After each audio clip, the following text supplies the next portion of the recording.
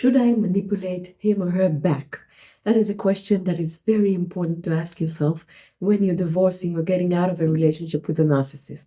Why? Because by now, if you know that this is what you're dealing with and you're trying to get out of this relationship, you know that you're going to be manipulated over and over again, that everything is a manipulation. Every conversation, every interaction has a purpose on their side.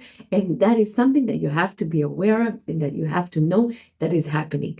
The question is whether or not you want to manipulate them back. You want to start speaking their language while you're going through this process of separation. And what I want to tell you in this short video is that I think the answer is yes and no. And what do I mean by that? I want you to understand that this is the language that's being spoken, and when necessary, and when you feel that boundaries are being broken, that your children are at risk, that your financial situation is being discarded for if not worse than that.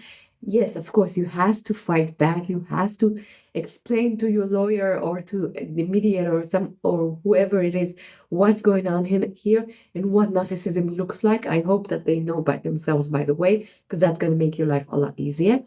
And on the other hand, still remember who you are. Remember what are your values. Remember how you deal with people. Remember that not everything is a manipulation and is a conflict of interest. There are places in your life that you will not have to be this way. And remembering that and not going all the way in and not becoming in a way that kind of person in this process will help you go back later on to being yourself and not being fully enmeshed in this situation and forgetting who you are. So yes, you should try to understand when manipulation is necessary, and if you don't have any choice, take advantage of the fact that you understand and that you can use it.